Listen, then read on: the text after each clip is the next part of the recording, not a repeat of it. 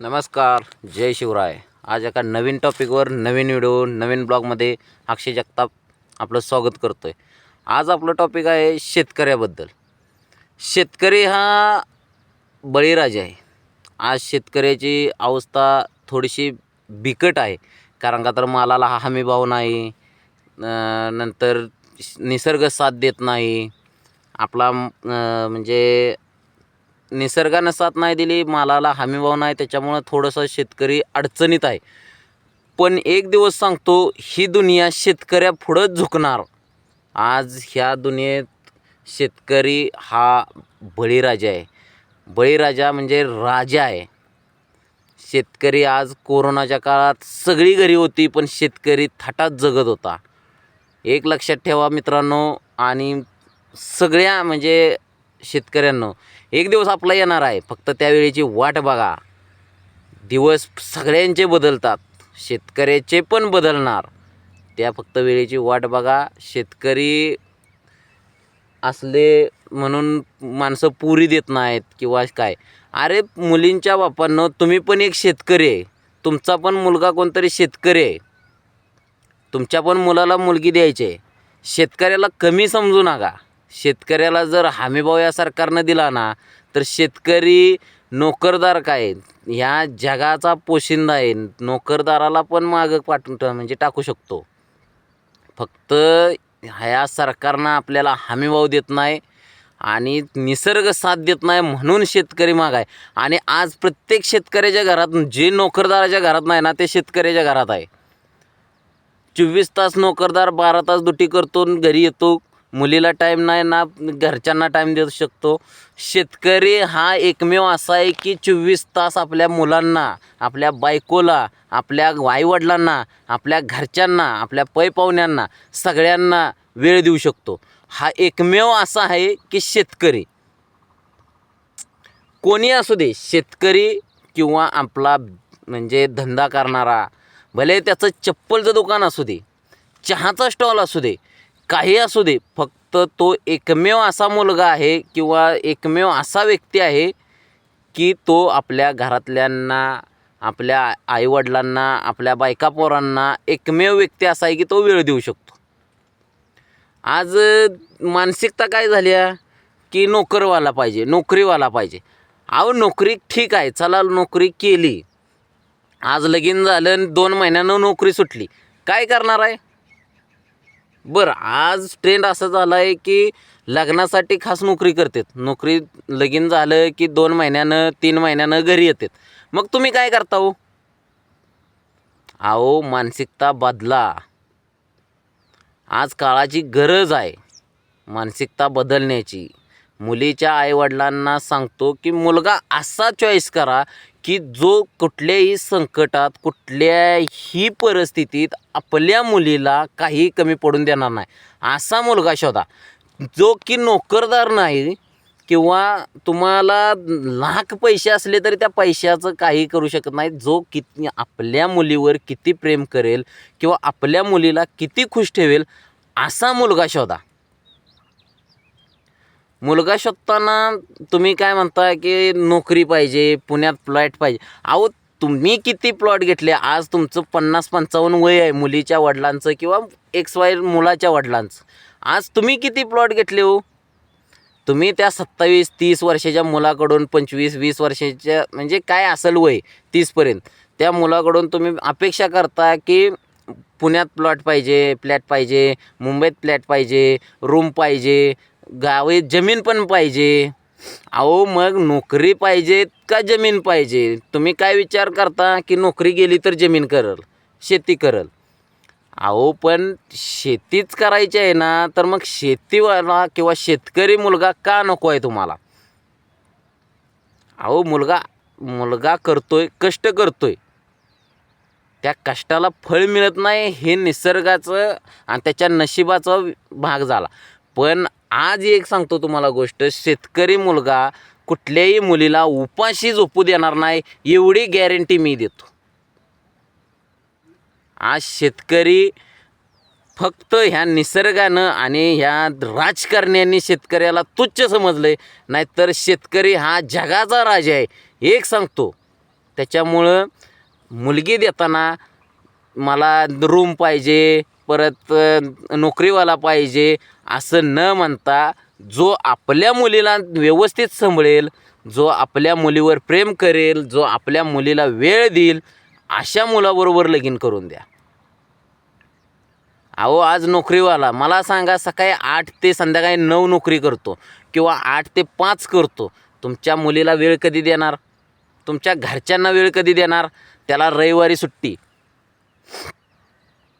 आज शेतकरी असू दे किंवा एखादा स्टॉलवाला असू दे, चहावाला, आज तुम्ही फोन करा, म्हणजे तुमचा मुलगी दिलेली असेल आणि त्याला फोन करा की बाबा आज मला तिथं जायचं आहे, काम आहे, माझ्याबरोबर येतोयस का?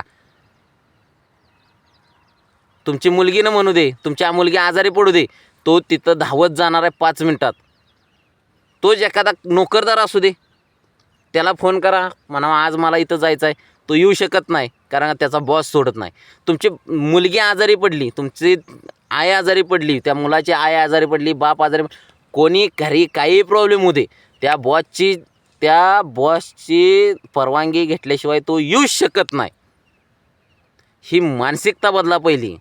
आणि आपली मुलगी अशा व्यक्तीला द्या की जेणेकरून तो आपल्या मुलीबरोबर टाईम स्पेंड करेल किंवा वेळ घालवेल किंवा आपल्या फॅमिलीसाठी तो किती उपयुक्त आहे. हां, पैसा गरजेचा आहे, पैसा मान्य आहे, पैसा गरजेचा आहे, पैसा मान्य आहे, पण तो पैसा कमवण्यासाठी पण त्याच्यासाठी वेळ दिला आहे. आपल्या फॅमिलीसाठी पण वेळ दिला पाहिजे. मी म्हणत नाही नोकरदार म्हणजे एखादा नोकरदार खराब आहे किंवा नोकरीवाले खराब आहेत, मी असं बिलकुल म्हणत नाही. नोकरीवाले पण चांगले आहेत, नोकरीवाले येऊ शकतात, सगळं करू. फक्त तुम्ही बघताना दोन्ही का बघता? नोकरीवाला पण पाहिजे आणि शेती पण पाहिजे. अहो मग नोकरीवाला पाहिजे तर नोकरीवालाच बघून द्या ना, नोकरी चांगली आहे ना, त्यालाच द्या ना. तुम्ही शेती का बघता? मग शेतकऱ्याला का नको म्हणता मुली? ही मानसिकता पहिली बदला. आपला शेतकरी हा खूप खूप श्रीमंत आहे, फक्त त्याला माणसांनी तुच्छ समजले. आज एक शेतकरी कमीत कमी नाही म्हटलं तर आपल्या कुटुंबाचं पोट व्यवस्थित भरू शकतो, एवढं कमवू शकतो. आज कोरोनाच्या काळात सगळी घरी होती, सगळे नोकरदार घरी आले, सगळे काय. अहो एकमेव असा आहे की शेतकरी राजा आणि ज्याचा धंदा आहे किंवा ज्याची वर्क फ्रॉम होम आहे, अशीच व्यक्ती जगली. अहो काहींनी फास लावून घेतला. म्हणून मानसिकता बदला. मुलींच्या वडिलांना आणि आईवडिलांना एक रिक्वेस्ट आहे, मानसिकता बदला. आणि शेतकरी मुलगा असू दे, फक्त तो निर्व्यसनी असावा, त्याचं व्यवस्थित म्हणजे बॅकग्राऊंड व्यवस्थित असावं. आणि तो होतकरू मुलगा असेल ना, तर तुम्ही बिनधास्त त्या मुलाला मुलगी द्या. ती मुलगी कधीच आयुष्यात नाखुश होऊ शकत नाही. हां, 2 रुपये शेतकऱ्याकडे कमी येतील.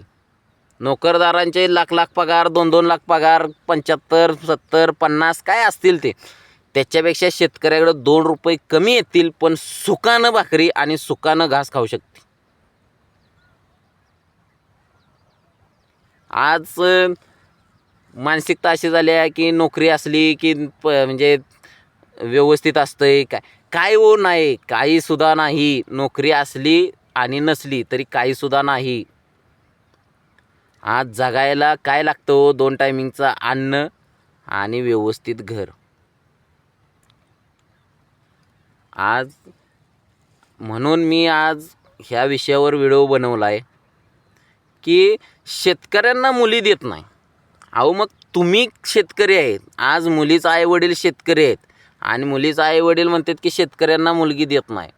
आज तुम्ही कितीपर्यंत जगला म्हणजे नोकरी केली नाही केली, बरं ठीक आहे, तुम्ही त्या शेतीतून काहीतरी उत्पन्न घेताय, तुम्ही तुमच्या कुटुंबाला वेळ देताय, हे सगळ्यात महत्त्वाचं आहे.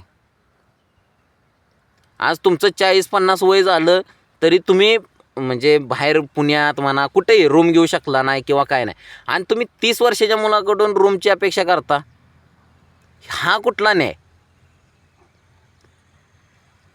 अहो तो मुलगा धडपडतोय, तो करतोय, त्याच्यासाठी तुम्ही त्याच्याकडं बघून म्हणजे त्याचं जे बॅकग्राऊंड आहे किंवा त्याची जी धडपडण्याची कॅपॅसिटी आहे, आपल्या मुलीला कितपत तो खुश ठेवू शकतो हे बघून मुलगी द्या.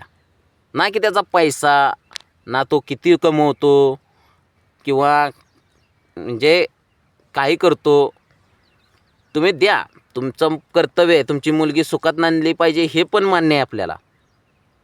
पण बघताना पण असा बघा की जो आपल्या म्हणजे आपल्या फॅमिलीला आणि आपल्या घरादाराला वेळ देईल आणि व्यवस्थित असेल. हीच माझं म्हणणं आहे. शेतकऱ्याला तुच्छ समजू नका. शेतकरी हा बळीराजा आहे आणि एक दिवस शेतकऱ्याचा दिवस येणार. मित्रांनो, लगीन नाही झालं म्हणून खचून जायचं नाही. एक दिवस आपला येणार, लगीन होणार. शेतकऱ्याचं लगीन राहत नाही, सोडून द्या, टेन्शन घेऊ नका. शेतकऱ्याचं लगीन राहत नाही, लगीन होणार. फक्त त्या वेळेची वाट बघा. प्रयत्न सोडू नका, प्रयत्न करत राहा. अंत असती प्रारंभ. धन्यवाद. जय शिवराय. पुन्हा एकदा नवीन टॉपिकवर नवीन व्हिडिओ लवकरच. धन्यवाद.